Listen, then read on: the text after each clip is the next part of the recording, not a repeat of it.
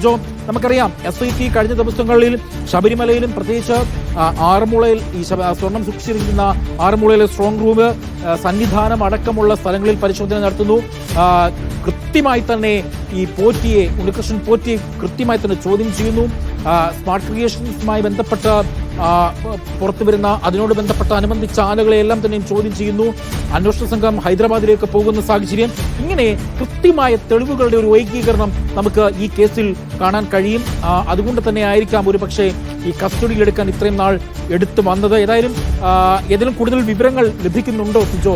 ഉണ്ണികൃഷ്ണൻ പോറ്റി എവിടെയാണ്? തിരുവനന്തപുരത്താണോ ഉള്ളത്, അതോ മറ്റെവിടെങ്കിലും ആണോ? കൂടുതൽ വിവരങ്ങൾ ലഭിക്കുന്നുണ്ടോ? ഒരു രഹസ്യ കേന്ദ്രത്തിലേക്ക് മാറ്റി അവിടെ വെച്ച് ചോദ്യം ചെയ്യുകയാണ് എന്നുള്ളതാണ് ലഭിക്കുന്ന വിവരം. ഒരുപക്ഷെ തിരുവനന്തപുരത്ത് തന്നെയാണ് എന്നുള്ളൊരു സൂചനയാണ് നമുക്ക് ഈ ഘട്ടത്തിൽ ലഭിക്കുന്നത്. അത് ഒരു സ്ഥിരീകരിക്കാത്തത് കൊണ്ട് തന്നെ അക്കാര്യത്തിൽ ഒരു പൂർണ്ണമായും തിരുവനന്തപുരത്താണ് എന്നുള്ളത് സംബന്ധിച്ച് സ്ഥിരീകരിച്ച ശേഷം മാത്രമാണ് ഒരു കൃത്യമായ വ്യക്തത പറയാൻ സാധിക്കുകയുള്ളൂ.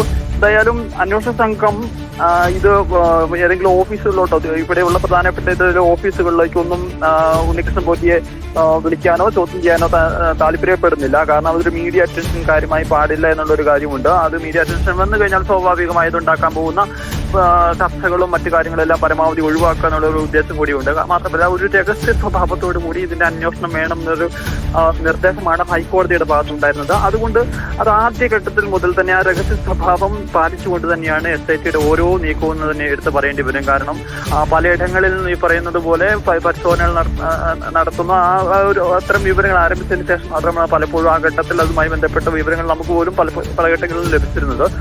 അത്രയും ഒരു ജാഗ്രത SITയുടെ ഭാഗത്തുനിന്ന് ഇക്കാര്യത്തിൽ ഉണ്ടാകുകയും ചെയ്യുന്നുണ്ട്.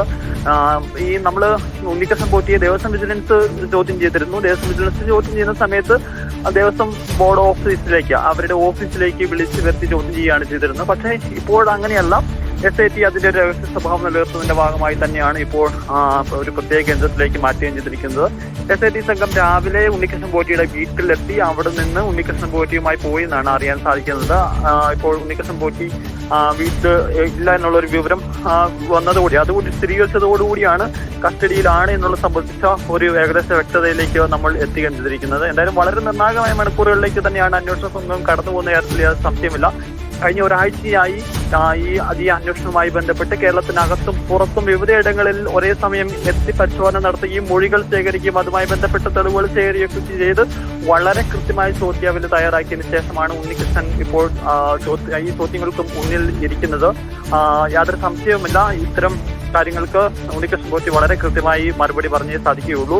ആദ്യഘട്ടം മുതൽ ഇതിന്റെ ആസൂത്രണം മുതലുള്ള കാര്യങ്ങൾ ഉൾപ്പെടെയുള്ള കാര്യങ്ങൾ കൃത്യമായ ഒരു മറുപടി എന്തായാലും ഇക്കാര്യത്തിൽ അറിയിക്കുകയും ചെയ്യണം. ആ ഒരു ഘട്ടത്തിലൂടെയാണ് നീക്കമാണ് അന്വേഷണ സംഘം നടത്തുകയും ചെയ്തിരിക്കുന്നത്. ആസൂത്രണം, അതിന്റെ ഒരു നടത്തിപ്പ്, ഏതൊക്കെ ഉദ്യോഗസ്ഥർക്ക് പങ്ക്, ആരൊക്കെയാണ് ഇതിന് പിന്നിലുള്ളത്, ആരുടെയൊക്കെ സഹായങ്ങൾ കിട്ടി, ശബരിമല സ്വർണ്ണക്കൊള്ള കേസുമായി ബന്ധപ്പെട്ട് ഉണ്ണികൃഷ്ണൻ പോറ്റിയെ കസ്റ്റഡിയിലെടുത്തു എന്നുള്ള അതിനിർണായകമായ വാർത്തയാണ് ഈ ഘട്ടത്തിൽ വരുന്നത്. കസ്റ്റഡിയിൽ ചോദ്യം ചെയ്യൽ തുടരുകയാണ്. അന്വേഷണ സംഘത്തിന്റെ ചോദ്യം ചെയ്യൽ ഇപ്പോഴും തുടരുന്നു എന്ന വാർത്തയാണ് ഇപ്പോൾ സിജോ നൽകിക്കൊണ്ടിരിക്കുന്നത്.